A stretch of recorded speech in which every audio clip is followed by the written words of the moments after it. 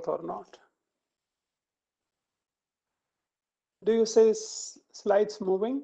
Yes, sir, it is moving. Very good, very good. Okay. Thank you. I thank the Center for Study of Law and Economics at Gujarat National Law University. I'm thankful to the entire team, Professor Nagar, Dr. Thakur, and very enterprising, energetic, enthusiastic research scholars and students of the center and at the university for having me to share my thoughts on big data and social media platforms from law and economics viewpoint. I will start by a brief introduction to big data. Big data, as the name indicates, it's a large data put together from diverse sources. So the sources contributing to data, big data could be surveys data, but more generally, the sources of big data are mobile transactions, tech platforms like Amazon, like Facebook, Google, Internet of Things. So in general, large data is a digitized version of transactions that are carried out by us when we use our mobile phone, when we visit a social media platform for socializing, or for entering in transactions at Amazon.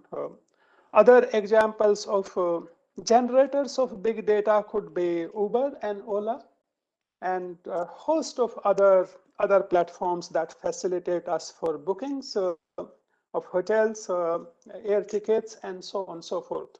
So in general, when we use an electronic gadget, we generate data, especially when we use an electronic gadget that is connected with the internet, that has data connectivity. So it turns out that the worth of big data, worth of combined data, when data are combined from diverse sources, their worth of data that gets pulled, that gets put together, its worth is many more times than sum total of worth of constituent elements of big data. And as a result, and otherwise also from a computing engineering viewpoint, the big data is amenable to machine learning. In fact, big data is posing challenge to economists, econometricians, and also computer scientists and scientists in general. So big data is amenable to machine learning, but machines have to be trained. Computers have to be trained how to study big data. So it turns out that if this data can be analyzed using machines, using economic tools and techniques, then it can tell us a lot. It can give us information that is highly valuable. So to put these ideas in other words, the big data and tech platforms, including social media platforms, they have three distinct, at the same time, interrelated dimensions. One is the pure engineering computing dimensions. So you need big power, high computing power computers to provide or to use social media platforms to host their server to collect data. So that's one dimension of a big data and social media platforms, tech platforms. Other dimension is the economic benefits that come from big data when it is put together. Third dimension is the legal dimension. So after all this data that is collected by Google, Facebook, it is data, it is users' data. When you and I use Google, Facebook, so the platform collects information about us, and therefore the question arises: who should own the data? Should it be the Google who should be owner of the data, or should it be the user who came on the platform and therefore enabled technology to generate, collect, and store data. So, and on all these counts, the jury is still out. So while from engineering viewpoint, so engineers are having to work together with economists to train machines so that your data can be used for better purposes with greater effect. Economists are also facing challenge because, as I will argue shortly, big data is a kind of public good. But at the same time, it also generates monopolies, which are serious issues. And the kind of public good that are being generated by big data-based services and monopolies that are being generated by social media platforms and tech platforms, they are not traditional, conventional public goods and monopolies in the domain of economics. At the same time, uh, it is a challenging task for lawyers, for judges, for lawmakers, because the notion of property, rights, ownership, our standard understanding on these issues does not apply directly in the context of big data.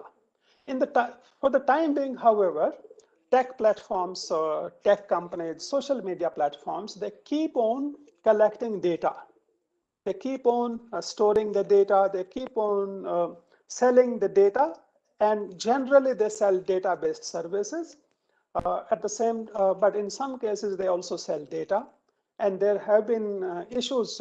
In some cases, there have been serious concerns about privacy of the, the individual information users' data. For instance, in last election, for presidential for the office of president of United States, there were reports that Facebook shared data with political parties, and that was a breach of trust by Facebook. At least that's the allegation. In European Union, in US and other legal jurisdictions, there are several legal cases, antitrust and other cases that are lying pending. Behavior of tech platforms, social media platforms is being investigated by courts in Europe, in several countries in European Union and the US. So it's a challenge. It is an opportunity that has come our way, but it is also a serious challenge. We are still groping and trying to figure out what to do, how to deal with this issue. So to give you an example of how big data is being used, you might have noticed when you if try to recall when you booked an air ticket. As soon as you finish booking air ticket, actually in many cases before you have completed the transaction, which is that you have booked a ticket, you start seeing advertisements for luxury hotels, affordable hotels at your destination point. You might have noticed this. Other thing, in the context of air travel, you might have noticed that that airlines, when you book a ticket, you generally look for prices. If you have flexibility in terms of travel time, you want to travel by cheaper mode of cheaper airline if you have flexibility. But you will find that prices of different airlines generally tend to be correlated. Either all airlines will report prices that are low or high. So, and therefore question arises, how come when you are still working on booking a ticket, how come you start seeing advertisements for hotel bookings, advertisements for visiting spots, historical places that you could visit. And these are not random advertisements. These are very directed advertisements directed at you for you. This is enabled by big data and artificial intelligence. So while you are making your mind filling in required data at Google or airlines website or any other intermediary website, the big data and artificial intelligence has already reported the fact that you are going to be traveling to let's say, so from Ahmedabad to Delhi or Delhi to Mumbai. And and in no time you start seeing these advertisements. These advertisements are not, altruistic charitable gesture for you. Actually, that platform, it's Google or any other platform you are using, they charge hotels. They charge prices from hotels in promise that they will list the hotels, they will advertise hotels whenever there's a ticket booked. Similarly, and the reason why prices of tickets tend to be correlated is that the information that, when you and I start making a booking, generally we do not confirm booking in first go. So first we want to explore prices and see, should I made booking for this day or that day, morning flight, evening flight. But all this information gets collected by tech platforms, and it gets shared with it gets sold to airlines. And as a result, the platform knows that so many people are trying to book tickets for that particular day, for those particular hours. This information gets sold. They sell this information to airlines, to hotels, and depending on demand, hotels and airlines, they either increase prices if there is a spike in demand, or if there's a low demand, then they reduce the prices. So these are just two of thousands, millions of examples in which artificial, in which data-based intelligent services are being generated and sold. So as a result, this big data and artificial intelligence, they have become a new source of income and wealth. So big data has introduced a new source of income and wealth for individuals, for companies, and also for countries. To give you a sense of the magnitude of wealth and income that is involved here. So it turns out that the worth of Google, actually the Alphabet, the parent company of Google, its worth is more than $1.1 trillion. Together, Facebook, Google, Microsoft, what are called Apple. So together they account, their market worth is more than 5 trillion US dollars. If I were to ask you a market worth of companies like Airbus and Boeing together, they produce 80% of commercial aircrafts. And what is worth of Airbus? That accounts for about 40% of commercial aircrafts sold all over the world. Its worth is only 86 billion US dollars. So, which is really, really not 10% of market worth of Google. So you can see that, the differences that are coming to the fore already. And this difference is the value of big data, big database services is going to go up. So it's a serious concern. It's of serious, immense interest to economists. And it has enabled new things. The database services, they have increased what we call allocative efficiency, in the sense that they have now more buyers and suppliers, more products are being generated. It has introduced new set of new types of buyers and sellers. If you think of, let's say, B&B, or you think of car hailing aggregators like Uber and Ola, these tech giants provide services that were unheard of 20 years ago. And also, not only that these platforms are new, the suppliers of services, let's say, suppliers of accommodation, suppliers of transportation services are also new. These days, it's possible for you to own a car and use it part-time for your own use, and also part-time to sell services, transportation services in ferrying passengers, customers. If you enlist with Uber, Ola. Similarly, you can rent out your place not for years, but for months, and in some cases for hours. So it was not possible earlier on. Earlier on, either you had to be a hotel, a small hotel, big hotels to provide accommodation and provide that kind of services, or you had to be full-time taxi operator to provide transportation services. But now you can work part-time. So as a result, new suppliers of services have come to the market, and new buyers of these services also have entered the market. So in other words, it has reduced market friction. Moreover, big data has improved enforceability of contracts. Many contracts do not get enforced because it becomes difficult, at times impossible to prove before a court of law whether terms of contracts were respected or reneged on. But technology today allows monitoring of employees. So if you think of truck drivers, bus drivers, car drivers. Earlier on, if there was an accident, you own a truck, you have hired a driver, and the truck met with an accident.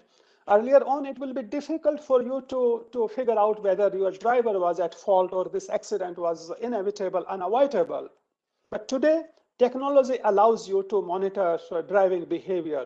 Insurance companies can closely monitor your driving behavior and introduce products that are specific to your behavior and charge different premium depending on riskiness of your driving. So, and these are all examples of improving enforceability of employment contracts, insurance contracts, and in many other cases also enforceability of contract has improved. As a result, risk sharing can also be improved. So these are some of the pluses.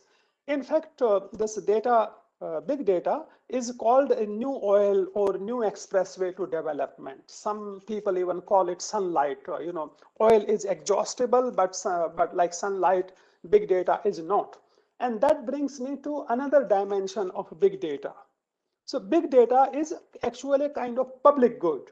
It's a public good in a specific sense that if you think of big data based information, by now I have given you several examples of information that comes from big data. So any information, and therefore big data based information, is a public good. What I use the term public good in specific context. So if you think of clean air, if you think of law and order or security, safety in a city, in a state, in a country, these are examples of public goods. What are the attributes of good in this example? One example is that the consumption is non-rivalrous, in the sense that clean air can be breathed by you and also by me, by all residents in a city if air is clean. In that sense, if I breathe clean air, you have sufficient amount of clean air available to you for breathing. So there is no rivalry, there is no competition, there is no conflict between your consumption, your use of clean air and my use. Similarly, if a city is safe, law and order prevails there, it will be safe for most residents. So, and that's another example of public good. Uncongested roads are also examples of public good, where you can use road, I can use road. I'm using this term for uncongested roads, not Indian roads, which tend to be congested most for the most part. So, but it's in this sense that big data is a public good.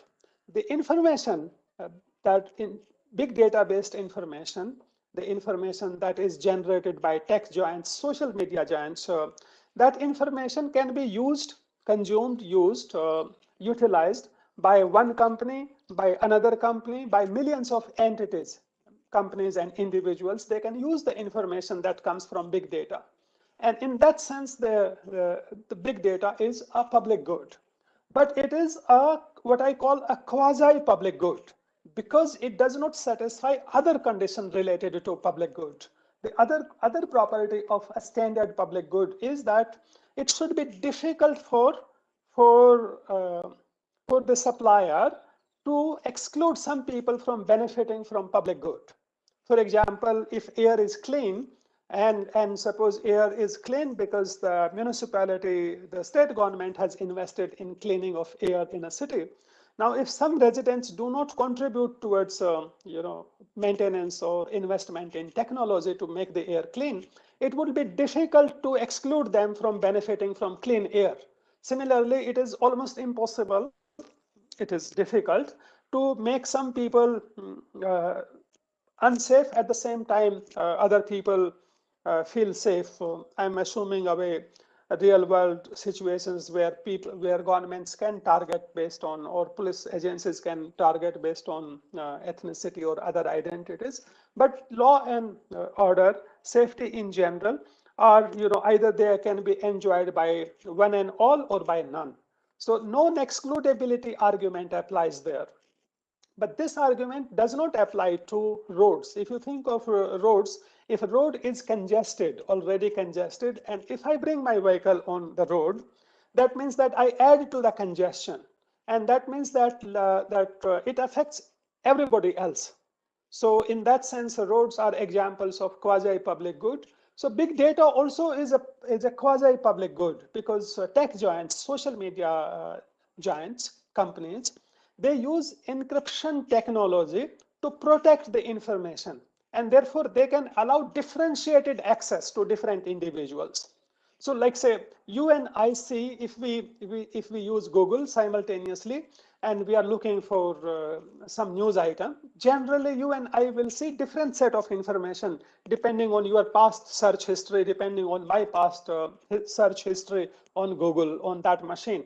So they differentiate, and in that sense, it is a quasi big data is a quasi public good.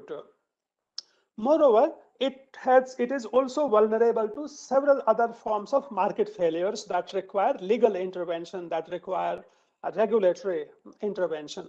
Some examples of market failure are, some causes, some sources of market failure are informational asymmetry between users and the social media or tech platform. So a social media platform knows much more about what kind of information it's collecting about you, about us when we go online on social media. We do not know that much because we were presented with an agreement that ran in hundreds of pages, and we didn't have time when we said that we clicked when we mouse clicked that we agree with the conditions laid by Google, laid by Facebook. So when you use Google, you may think that they do not know about your identity, where you are working, where you are located at the moment. They actually do, because if you also have Gmail, so when you open Gmail account, you provide information about your gender, you provide information about your age. You may lie, but many people won't, and even if everybody lies, then that lying will also be misreporting, will also be in some ballpark. So as a result, they have very precise, and when you go on Google, and if you have Gmail account, then the artificial intelligence can put this information together, and they know a lot about you. As a result, they offer you very different set of packages and outcomes. So, but in this process, what comes out is that they know much more about you than you know about them. Also, they know much more worth of information you are sharing with them.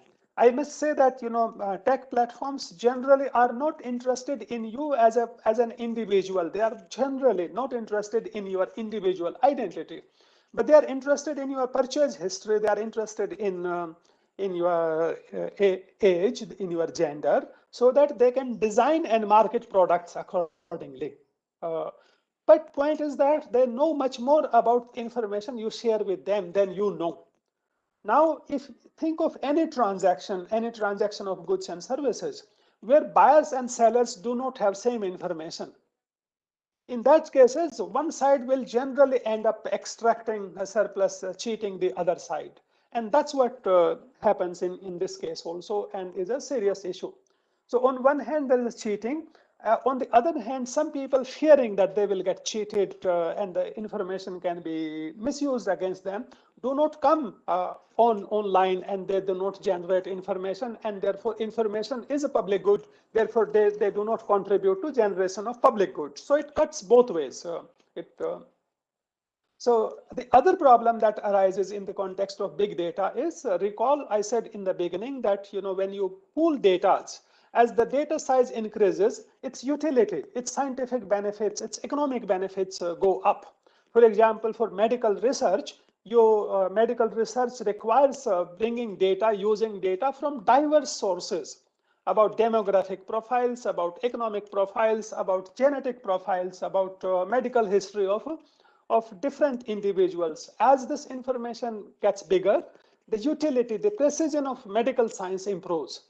Uh, but this means that to make scientific discoveries more precise, to harness economic benefit, you need to put all different diverse data sets together. And whenever you have to aggregate different data sources, there is a problem of anti-common. This problem is very similar to problem we encounter when we aggregate land. For example, think of big industrial project, road project, railway project. So you need thousands of parcels, acres of land of contiguous, which are in contiguity. You need to use them together, and then if one person refuses to sell or supply the land, then entire project suffers. A similar argument applies in case of big data. So that's the problem of anti-common. Then other problem is that the tech platforms, they have monopoly power. They have informational advantage, and they also have monopoly power vis-a-vis both sides of you. If you think of let's say Ola and Uber, so Uber enjoys monopoly power vis-a-vis drivers and vis-a-vis customers also who are looking for ride, and they tend to exploit this monopoly power. That is also a big legal regulatory issue. And I must say that, an equally, perhaps even more important issue is the privacy of personal information, personal data. So that is very important issue, but I'm not covering that in my talk today. So, but in any case, point is that, the questions that arise in this situation is who should have property rights over data, big data. Big data gets generated when two sides meet. So big data gets generated if I use a mobile phone, if I use Google services. If nobody came on Google portal, used Google services, data will not be generated. But if Google were not around, again, data will not be generated. Therefore, both sides contribute to generation of big data, and then question arises, something so important, so valuable, who should have ownership? And then deeper question is it really possible to assign property rights over big data? So these are some of the issues. And here, answers are not easy. Answers are not easy because if you look at big data as a public good, then it is not a standard public good, it is quasi-public good. Moreover, it can be public bad also, because information about a society, about a city, about individuals can be used against them. So in that sense, it can become a public bad. But even if data remains a public good, it is not standard public good like clean air, like road, which are the standard argument will be that if you have a situation of public good, market will fail to supply public good in adequate quantity, and you need government to supply public good.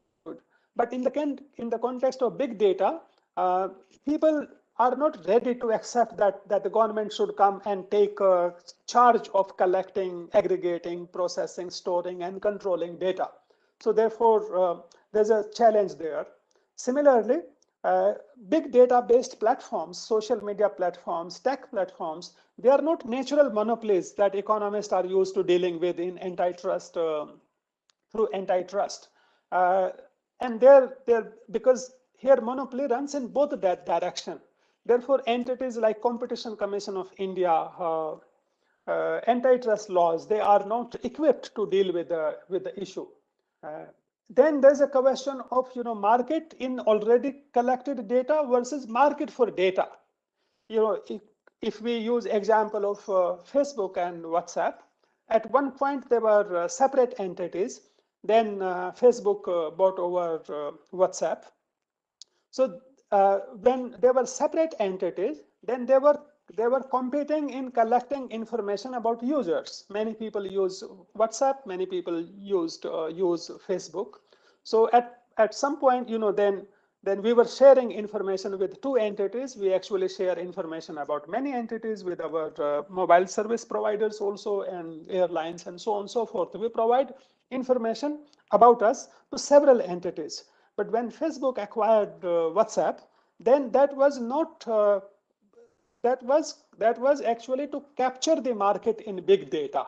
So that is also a serious issue that requires looking into it.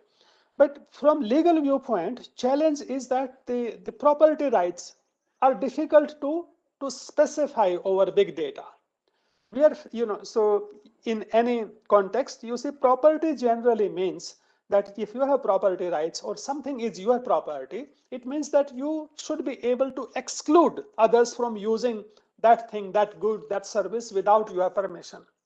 But in case of big data, it is very difficult because we are being watched, the data is being collected by about us in different ways. And it's difficult, even if you grant individuals property rights over the data, its enforcement is not easy. It's not easy at all, and therefore the notion of property itself is not applicable from a strictly legal viewpoint, and one needs to think about these issues. So to sum up, let me now sum up. Can I take another 3-4 minutes? Yes, sir. Okay, thank you. So let me briefly describe what's the state of affairs from legal viewpoint today. Today, the data that is collected by tech giants about us is protected through two forms. One is, so first of all, the data can be divided in two categories. One is raw data, the raw data that Google, Facebook collect about us. So that data is protected through trade secrets. And when this data get processed, I go back to my example where I said that Google collects information, processes information about us, how many people are going to be traveling between Delhi and London, so next month. So that information is quickly processed, collected, and processed by Google, and it sells this information to airlines, to hotels in London and nearby cities. So this part of data is protected through copyrights. Now, the motivation behind providing trade secret protection and copyrights protection was if you, so basically, in other words, that the existing legal regime is of intellectual property rights that is applied to data protection, specifically trade secrets and copyrights. But trade secrets and copyrights, the major motivation behind these provisions of intellectual property was to give an competitive edge to the company that has entity that has trade secrets that enjoys copyrights. But tech giants today are translate. If you combine these rights with the technology, encryption technology, it has led to monopolies. And therefore, my submission is that trade secrets and copyright protections are too protective. They are generating monopoly. And today's legal regime actually is contradictory. On one hand, application of intellectual property rights regime to big data and artificial intelligence is creating monopoly, giants, monsters. At the same time, there are competition, there are regulators that try to prevent monopoly powers, but they are being ineffective. So as a result, legal framework is the required legal framework is not in place, and lawyers, law scholars, law professors, students, researchers, economists, and those involved in computing and engineering of big data, we all need to work together to provide a regime that will protect interest of users and that will also enhance social welfare. So I will stop at this point. Thank you. Thank you, sir, for the valuable session. I'll request the participants, if there are any questions, they may please drop in the chat box. Can I ask one question, Krishna? Yes, sir. So that with regard to that, you mentioned that big data in context of public good, and the context may be correct. But I don't know. I feel that it is neither merit. It is neither merit or it's not merit good also, and it's not also mixed good also, and it's not purely the private goods or private good also. So like though it is purely public good, but the private people are using for the profit motive.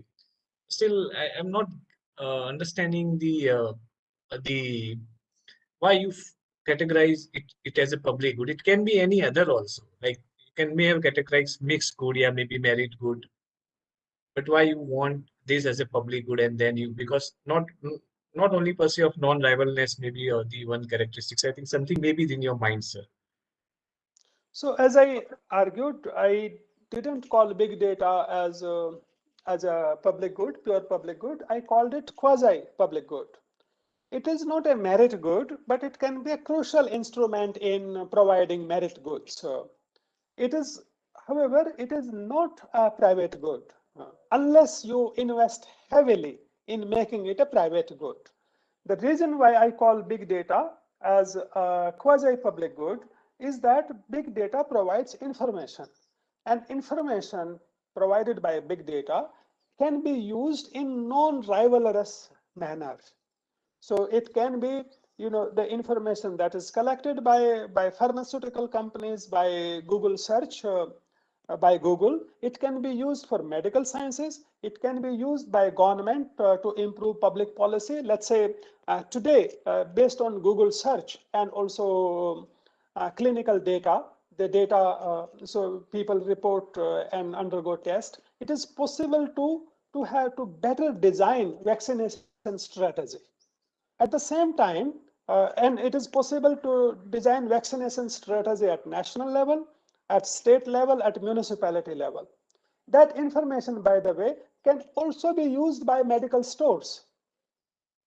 So the information that in this city, in these parts of this city, there is a spike in COVID cases. So individuals can use this information to adopt preventive measure and try to become safer. Medical stores can use this information to ensure supply of medicines that are needed. Hospitals can use this information simultaneously to prepare themselves to deal with larger patient load. Doctors can use it better. Municipality, state government, center, they can all use this information without reducing its utility for others. It's in this sense that it is a public good. It is unfortunate that encryption technology is used to reduce, to make it, to exclude some people. So the information, the processed information is available to you only if you sell, only if you pay for it. So the basic standard public goods argument will imply that the goods should be, public goods should be either freely available or price should be very small. But tech giants use technology to extract very high price from, let's say, Uber extracts, handsome deal from drivers and also from consumers. So in normal times, during peak hours, if weather goes bad, again, they appropriate all the surplus. That's an example how something that is potentially public good is rendered not public good, and therefore it is a quasi-public good. It's in that sense I call it quasi-public good. Thank you, sir. Hello, sir. This is Dr. Param from Nirma University. When we have big data issue, there is one gray area of whenever there is a big data driven decisions, they may end up with say either overestimation or underestimation. So if overestimation or underestimation happens due to real time availability of real time data or maybe scalability, how will you sort it out, sir? So you are asking this question from predictive model, prediction model Yes, viewpoint? exactly, sir. So, you are absolutely right, Dr. Paramasan. Yeah. You are absolutely right. The popular belief, which is unfortunate in my view, is that, big data improves predictive power of economic models or econometric models. People feel that just because size of the data gets bigger, its predictive power becomes better, predictions become more precise. However, that is not true. The big data, regardless of its size, could suffer from selection bias. Moreover, so our search, if an analysis is based on current search, you are absolutely right. It could be that some panic wave, some announcement of some news item that can spread panic in a city, in a state, in a country, leading to searches. And any conclusion based on those searches would be, of course, misfounded. So that underlines this. This is an important question, and I wanted to cover the one dimension which I missed. This underscores criticality, importance of bringing in transparency in data collection, so that so it is important to, first of all, the both sides of the users and tech platforms. There is a need to bring in transparency between two of them. Moreover, the data, as we are discussing, such type of data or any data, it should come with disclaimers that its limitations should also be highlighted, so that the users, potential users, do not draw inferences and suffer losses or adverse outcomes in the process. Okay, thank So, you. and Thank you that very much. also, brings in that also underlines importance of regulating the data collection process, its usage process. That Yeah, would it be has my been a response. great pleasure, sir, listening to you. We have My learned a lot. pleasure too. Thank you. Thank you. Thank you, sir. Sir, there's one more question in the chat box that has been asked by Mr. Nyayakara Viresha. He's asking that, are there sufficient methodological tools and techniques to deal with big data, especially in legal and economics research? And to what extent big data is useful in policy making? Okay, so this is also interesting question. Uh, in terms of tools and techniques that are already there and are being used, is impressive. For instance, in the context of US, and I think I came upon a study for Indian context also. So people are what legal scholars are doing, legal scholars and computer, big data, artificial experts, so they are coming together and they are doing something that you may find offensive or funny. What they are doing is that they have digitized all judgments of courts. They are trying to digitize court judgments from, let's say, Supreme Court to district level courts or subordinate courts. And now they are putting this. They are putting this. These judgments converted into data, and then they are trying to predict that if this is the outcome was dismissal of a case or granting of relief, what were the key ingredients, what were the key terms, what were the key evidence that played crucial role in turning judgment this way or that way. And they say that they are doing fairly good job, and implying in the process that your adjudication in future can be mechanized. You really, basically their message, and I'm not advancing this. Remember, Mike, I must clarify this. This is not my view. I'm saying that, kind of things that are possible using big data, machine learning today, is that there are people who are implying directly, and in some cases saying that, if you have shortage of judges, our constant reference is that there are judicial delays because, we have too few judges. Here is an answer provided by simple solution provided by artificial and big database technology. They are saying that computers can decide the outcomes of cases. And in this is an example how big data AI are being used in legal cases, but it's more meaningfully used in medical sciences. It's more meaningfully used in designing new economic products. Unfortunately, the downside is that the machine doesn't substitute for human creativity, imagination. So machines are smart, intelligent, but are not imaginative. And therefore, we run risk if we rely too much on artificial intelligence with little supplement coming from human interaction. Then there's a risk that we could be heading for serious errors. Right, but these are exciting times. It means that there's a tremendous scope for doing more research from legal, economic, and scientific viewpoint.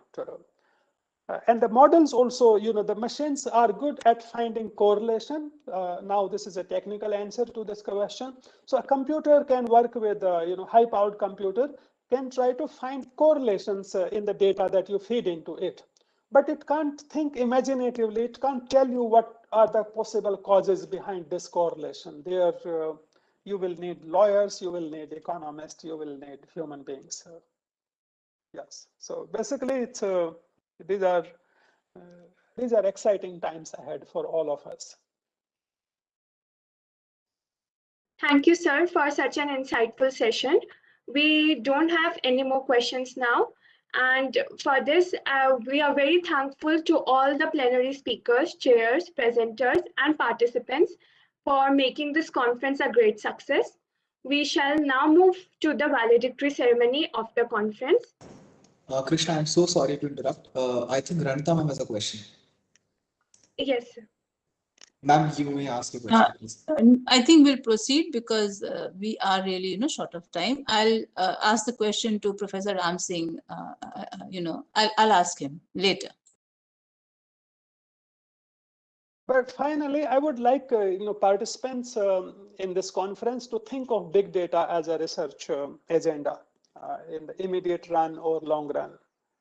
This would be worth it. It will be in your personal interest to augment your research profile, and you will also be contributing big time to national policy making and protecting our welfare of citizens and also national welfare. Yes, Professor, we have quite a few students and you've told it to them directly, so it'll happen. Very good, very good. Thank you, sir. Moving forward, we commence our valedictory session of GNLU International Conference of Economic Analysis of Law and Governance.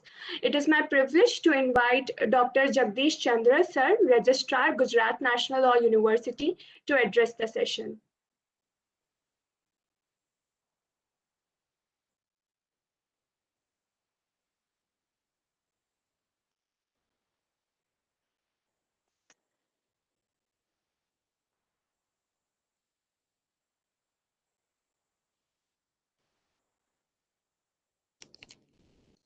I'm sorry, actually, I tried to log in from the computer. It was some technical problem, therefore I could little bit times. So thank you for. Firstly, I would like to, thank Professor Anita Nagar, head of the center, for inviting me. So for this validatory session, I was just listening to Professor Ram Singh, the last session. It was really insightful. So a lot of different areas. Actually, we law faculty members has to learn how to how to use the tools of economics into the law, which would rather actually help to grow both the areas. Firstly, law, which is very much important. The economic tools are very much important for development of law. So recently, when the Honorable Supreme Court, as Professor Ram Singh has said, or some of the other speakers also must have been told, Honorable Supreme Court also highlighted in one of the leading judgment that economic tools are really important. And if you use those economic tools to analyze the law, existing laws, which will definitely help in improvising the existing laws of this country. So even I had gone through one of the important report produced by the Delhi Law School, wherein they analyzed mainly the pendency of the cases. There's a huge report produced by them. That report talks about the data, which talks about how many cases are pending across the country in all subordinate courts, High Court and Supreme Court. And then they use the economic tools. And then they analyze the entire thing. They given the result. If you use these things, these methods, and it will reduce the pendency for easily reduce the pendency for within these many years. That report is available probably in the website. I have that report. So there, the entire report talks about the economic analysis only. There was nothing because we know law. We know the provisions of CRPC. We know provisions of CPC. So we know various existing laws of this country. So we know how many years old those laws are enacted by the parliament. But keep on applying those provisions in the court of law, deciding the cases were taking a lot of time. So what is the solution for it? So ultimately, for all of us, we all created. If you look at the data of what are the legislations existing in this country, NLSU Bangalore had did study. There was almost 36,000 legislations are existing in this country, which includes state and central legislations. So for every subject, every concept of wherever the issues comes, one law you enact. So either a state government law or a central government law. Ultimately, we have to resolve the problem for the people. So what is the purpose of law? The purpose of law is to resolve the issues, or it may be a solution. Sometimes it may be to control the people. Sometimes it may be by other means of protecting their properties or other issues. If that is a simple understanding of law, if that is not serving the purpose within a reasonable period of time, and it is not giving the justice to the people within a reasonable period of time, what is the point in having it? And if you're giving justice, not delayed is justice denied, as you all of you know, is layman's language it is. So the tools, solution may come for this solution for these problems from the economic point of view, or from the sociological perspective, or it can be any other interdisciplinary areas. They may give suggestion for it. So we are always welcome for it. So for that, I think Gujarat National University, the Center for Law and Economics, and Professor Ranita Nagar Madam, and Dr. Hitesh Thakkar, and all other members had really, since almost as I remember, I had interaction with Madam many a times about this law and economics, and she has introduced this course for the third year course way back, maybe 5-6 years back, and she tried her honest effort in terms of to motivating our students to at least think about it and write something and give solution for this all the problems. So with this, probably I think 3-4 conference earlier national along with other premier institutions, we had a conference, and this conference actually will definitely, whatever the papers presented or speakers had given their insight about this development of law and economics, would definitely, I hope, help all the participants in terms of again, uh, thinking about more and more to give solution for the, in a way, if you're giving solution for the law, existing laws of this country, it will definitely solution for the people of this country. It's not only suggesting to the law to bring amendments or to look at law in this perspective as well. It's not only just giving solution to making law more effective. I teach generally motor vehicles insurance concept. I happened to study Professor Ram Singh's one report, which was probably very long back. He must have been written that report that I could see. There is, he was analyzing about the one state imposing fine on one state is different from the state fine imposed by other state is different. Why it is so? Although it is a state subject, the state government is having power to do that. That is different thing altogether, we know. But finally, if you look at an economic analysis, it is having the problem that we understand. So that kind of different feeling also I got it while reading this report. So that way, there are lot many areas actually in law which really requires drastic changes. To be frank, with a lot of changes are required. The Law Commission of India continuously working to suggesting a lot of reforms in the existing laws at the same time. So we are also producing, law faculty was also producing a lot of reports. Ultimately, the parliament will bring an amendment.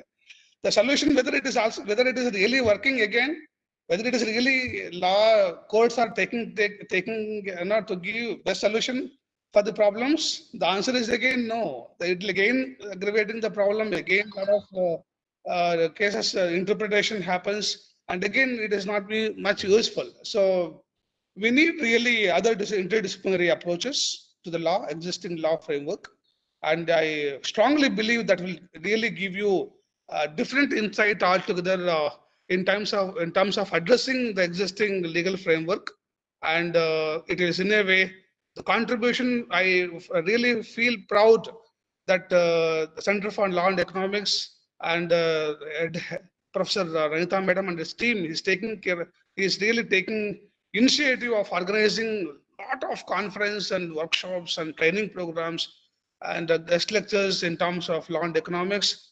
It's a continuous process, and they never compromise in quality. That's I really feel very proud, and that one day will definitely come. We now with this approach of law and economics and interdisciplinary approach, so we further strengthen this. No, the entire will give you the best possible solution for the mankind. So thank you so much for inviting me, and thank you very much. Thank you, sir, for your inspiring words. Now, I would like to request Dr. Ambati Nageshwar Rao, Dean Research and Publication Division, GNLU, to address the session.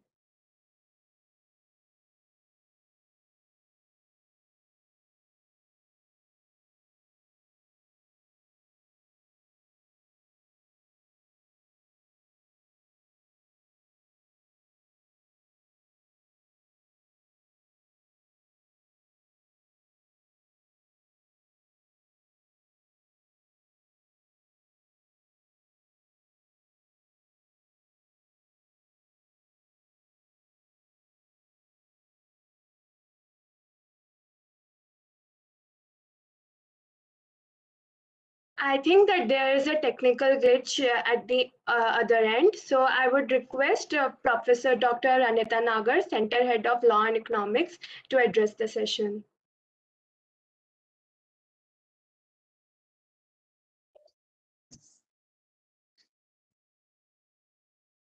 Krishna, I think I'll just talk at the end.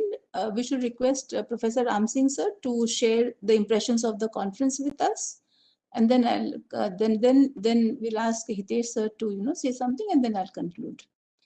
Dr. Ram Singh sir, please.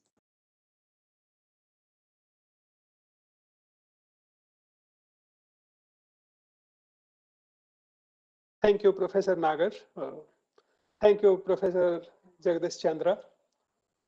You actually, Professor Jagdish Chandra, in your address, you actually pointed out two important forms of public goods. That one is that your university is providing, and other public good is something that can be provided by judiciary, by Indian legal system. The public good provided by your university is through such channels, through centers on law and economics. The research findings and information, the way the center is disseminating, is aggregating and disseminating information and research findings on economic analysis of law are already enriching, feeding into judicial decision making. I think when you mentioned that the judiciary is starting to take notice of economic analysis of law, one important judgment was delivered by Supreme Court in 2017. I think it's Hitkari Mill. This judgment was Shiv Shakti, yes, by Honorable Justice Sikri. Sikri sir and Sapre. And Justice Sapre. So together, they have produced a judgment that is worth like reading a research paper on law and economics. And I'm sure that behind that judgment is an important role is played by centers like Law and Economics Center at your university, your university in general. And in that spirit, I think it will also be nice to make the audio recordings of talks from this conference freely available online from your university portal, because several talks, actually most talks were invited talks, contributed talks. They were very good, very good quality talks. And it will be nice if a larger society, research community, legal scholars benefit from proceedings of this conference. The other thing that came to my mind while listening to you is the litigation. Litigation, we think litigation, the way we look at litigation in our country is it's something that gives you headache, that is wastage of your individual time, money, and that's something adversarial and it's a zero-sum game. It looks like that. But a litigation, if it is done carefully, it can serve as a public good. I'm talking about litigation that adds to clarity of law. So no law, whenever, regardless of how carefully, in what details you write a law in your constitution, in sub-constitution, in bylaws, it can never be complete. And therefore, it becomes important that our Supreme Court, our high courts, they provide clarity to the legal aspects of law. Because that clarity then tells the disputants, litigants, who can claim what legitimately. It also enhances understanding as that, if dispute went to court, what is likely to be the outcome. To the extent that litigation adds to the clarity of law, it is a public good because it then reduces scope for disputes. In my view, our problem of litigation, judicial delays, yes, we need more judges, we need more of IT services, but the legal ambiguities play important role in explaining the logjam of judicial delays. And once you have delays for whatever reasons, then people who are selfish and strategic, they find it they engage in opportunistic behavior, even though they have no legal case. But just because I can drag you before a court of law, I can hope to extract some concession from you. So this problem becomes worse. And the problem can be solved greatly if our litigation, our courts provide clear and consistent judgments to the extent possible. That would be a great example of using litigation, making it serve as a public good. And again, the initiatives like the Center for Law and Economics can play important role. And I must say that I have had a privilege or pleasure of being involved with the Center for Law and Economics at your university from the beginning. It was sheer accident that I got invited. From my side, it was a pure coincidence. But I remember every bit of that visit, my first visit and subsequent visits. So I, of course, I greatly enjoyed Gujarati food and interacting with the faculty and researchers, especially students of your university. I remember my interactions with, they are very bright, motivated, and through conferences like this, you are lending a profile to law and economics movement, not only at your university, but in the entire country. So your center, your university is among the very leading centers of research and teaching in law and economics. Professor Nagar and her team, they have played very important role. The other thing that comes to my mind, and again, you have broken grounds there, is that that in the world of economics, we tend to, be a little isolated, leave research in shallows. We economists are infamous even not talking to each other. But when you have to engage, researchers, thinkers from other disciplines, it becomes difficult. And you will agree, Professor Chandra, that we have shown in the past, Indian academics have shown very little receptivity to accepting ideas, engaging with other disciplines. But through such initiatives, through such conferences, that receptivity of interdisciplinary research, thinking, ideas, that is being contributed, enhanced greatly. So I wish the center, the initiative, your university, all of you good luck. And I'm very much stakeholder in the process. And in the process, I'm wishing good luck to myself also. Thank you. It's always a pleasure and honor to be involved with the academic activities of your university. Thank you for having me. Also, thank you for having me for this conference, for this valedictory session. Thanks. Thank you, sir, for your inspiring words. I would now request Dr. Hitesh Kumar Thakkar, sir, convener of the conference, to address the session. On the outset, I'm thankful to the our Honorable Director S. Santa Kumar sir, our Dean Madam Mamta Biswal ma'am, uh, our, uh, our beloved and one of the dynamic registrar Jagdish Chandra sir. I think and our Dean Research Rao sir, and all the authorities, all the faculty members, center members, students, participants, and most importantly, one of our center advisor, Ram Singh sir, in absentia Prasad sir, Javi sir, Ulan sir. There are so many names. I think I may, if I will try to speak, I think it may require more than 1 hour. But these people, I think, has helped us like anything in the journey of law and economics.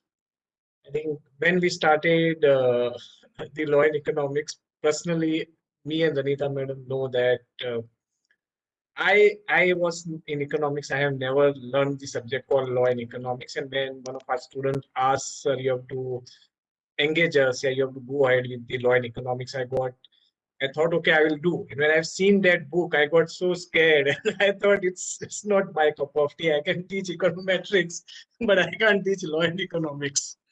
But it's a help of the collective effort of the Ram Singh sir, Ranita ma'am, and all the people. I think they have helped us like anything. In fact, they have guided like we are still student. We are not telling that we become something, but they have guided in each and every path. And I think, and in that process, we have learned, and we have not limited our learning to ourselves. What Ram Singh sir has said, we try to make the platform and engage the people who are interested to learn. And in that, I think our authority, a director, sir, a registrar, a dean office, dean training, dean research, they never ever, in fact, question. When we go, in fact, we ask something, they go with a very big hand. You can go in a bigger way. So it's like that. And they have full trust on us, our center. Then we also do something differently in each and every conference. Uh, Initially, I requested madam that let's go this time with the scholarly, research scholarly edition. Yeah, go with the people who are the young scholar who are interested in law and economics. And madam also accepted. So this time we thought that let's go to ignite the young minds. And it's looked that we have made the clear effort. We got so many papers. In fact, we were thinking to hold only for 2 days, but then we stretch it on to 4 days. And for all of your information, that Ranita madam, me, Prasant, everybody are sitting from morning 9 till 7:38 for last 4 days. But we want that all the papers, what the best papers should be given a chance, and they get opportunity from the best reviewer, and they come out with the concrete uh, uh, the research in the domain of law and economics, and in that whatever the limited things we can do, we have tried. Uh, uh, though I should not use this platform to advertise, but still, for all your information, this conference will be a flagship conference, and every year we are interested to organize in the month of January or Feb, and the notification of next 2022 will be announced shortly within a month. And should I also not further take advertise, but let tell you that GNLU also come out with the GNLU Law and Economics Academy, which is a workshop, which is a faculty development program. And every year we get a good response. So hopefully we are launching in the month of second edition of Law and Economic edition in the month of maybe July, August, with regard to understanding the research methodology of law and economics. And also we have our own journal, GNLU Journal for Law and Economics. And we are so thankful that if you go through the paper, we have received very good papers till now. And in fact, I get calls from the Asian Journal of Law and Economics and other good law and economics journal that your papers are quite good and they are happy with that. And in fact, some of the students of foreign countries, when they read a paper, and when it is because we have put in the open forum, we are not charging anything.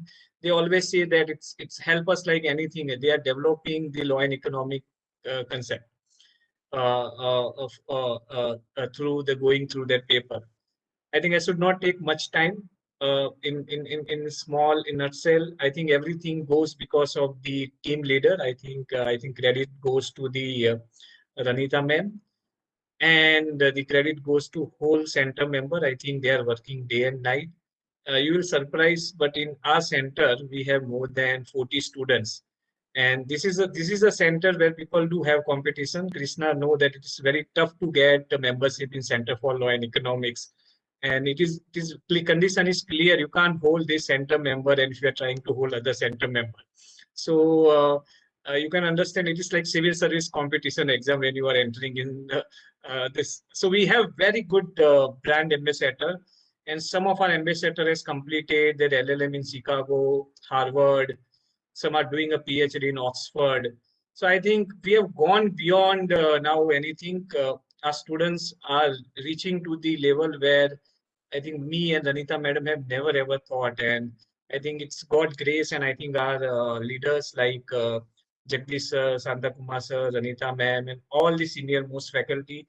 One last thing I want to say, that anything which is developing good in GNLA because of our faculty member, we do have discussion, we do have a disagreement, but there is a discussion is there and deliberation is there. That's why the economists can learn law. So something now I can say that I become the quasi law and economist faculty. I learn law from my learned faculty member, and I will be always thankful to them and my students who have taught me and interact with me, and we have learned together, joint sharing with the law and economics. With that note, thank you very much, and thank you for participating in conference. And we will make sure that in the future conference you will further get a different perspective. With that note, thank you very much.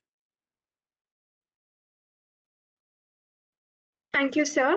I would now like to invite Professor Dr. Anita Nagar ma'am, Center Head of Law and Economics, to address the session.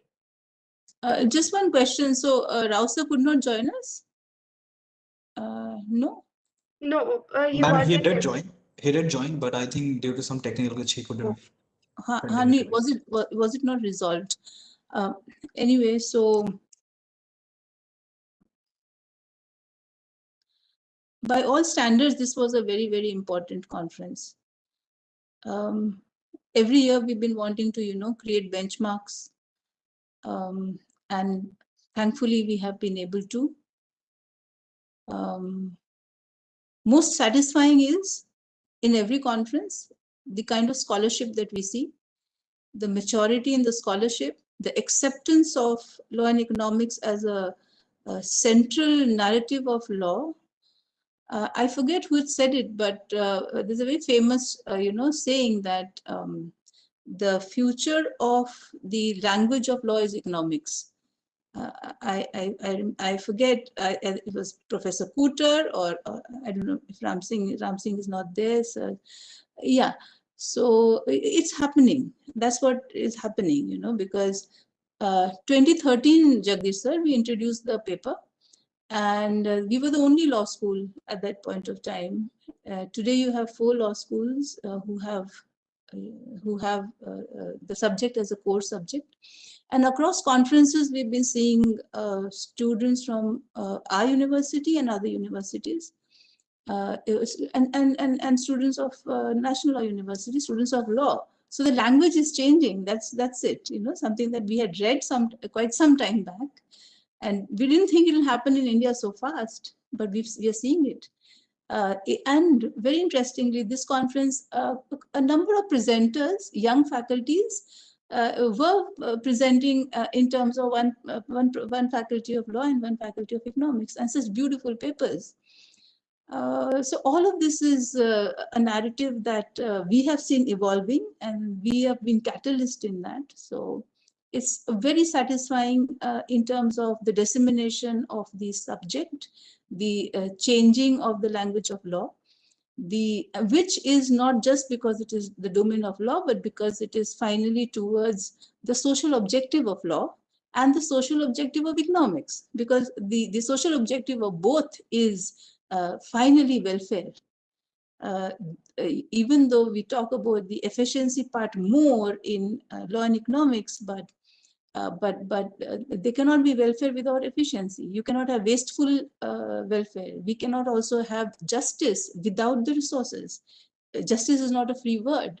Justice is a word that only comes based on resources, and resources can only be had if there's efficiency. So the end goal is the social purpose, and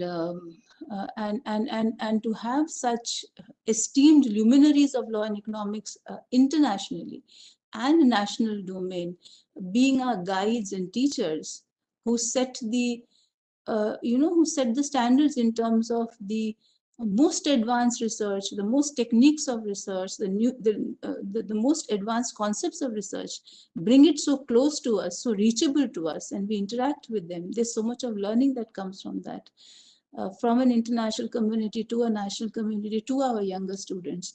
I don't think our faculty could ask for more. So on behalf of the Center for Law and Economics, these were our objectives.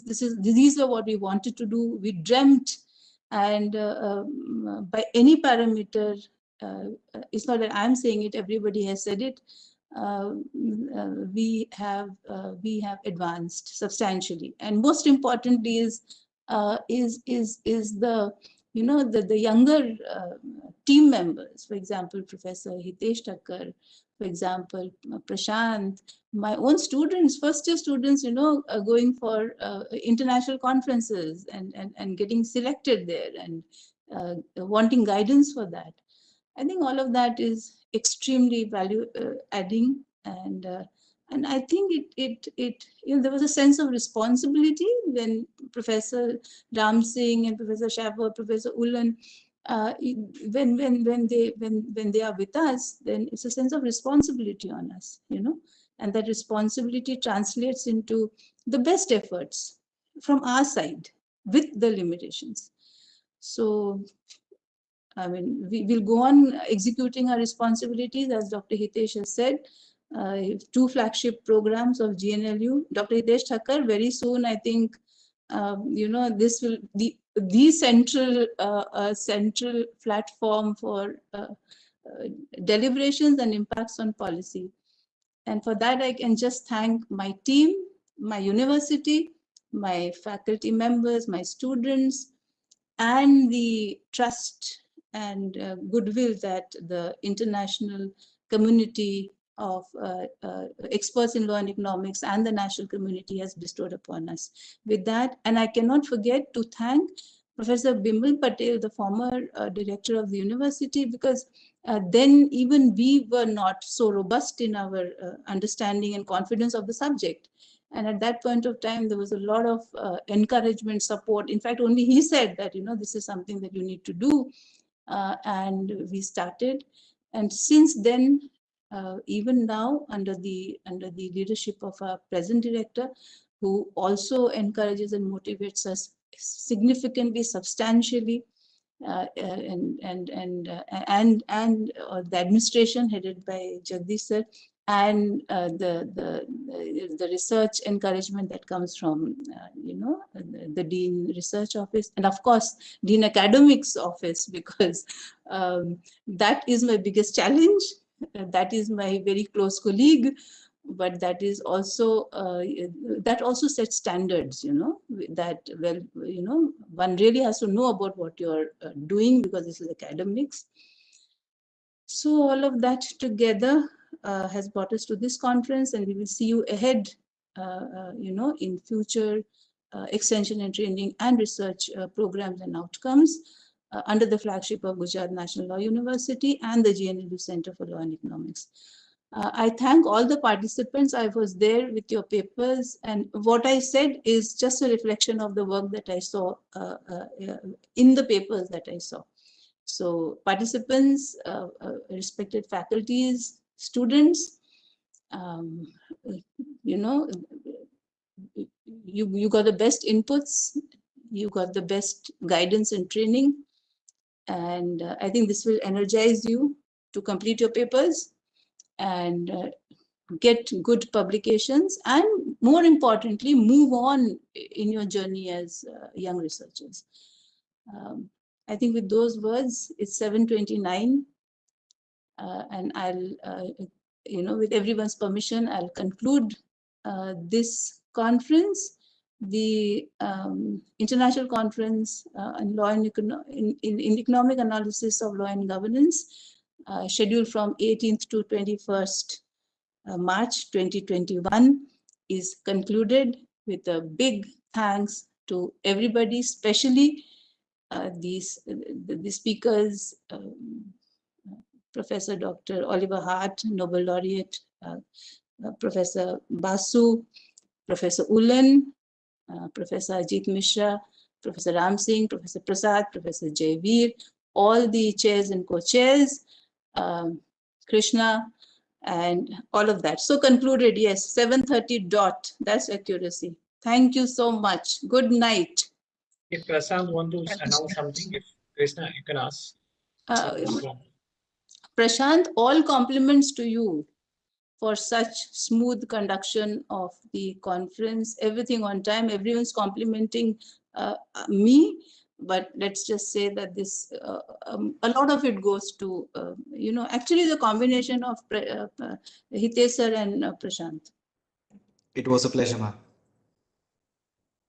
Say something and you conclude, Prashant, because you conclude because you'll be happy. Because you'll be happiest, I mean, you'll rest for some time. So please conclude happily.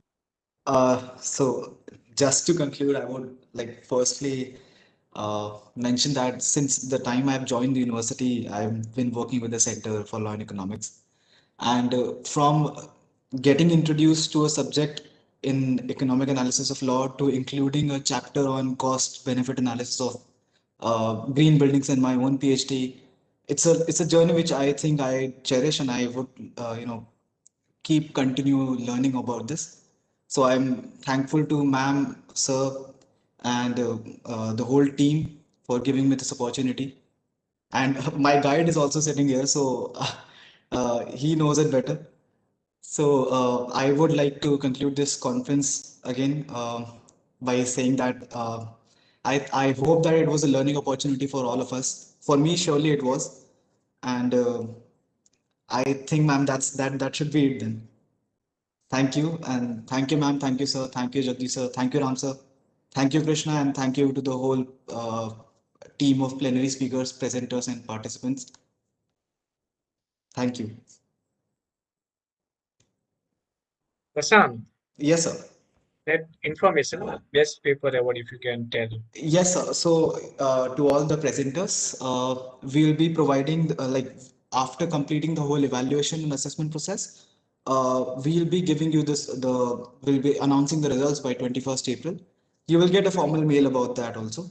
And to all the participants also, after concluding with the attendance and all the formalities included, the certificates will be sent to you by 21st April 2021. Thank you to all the presenters and participants, especially for making this a grand success. Participants, we would have liked to take inputs from you.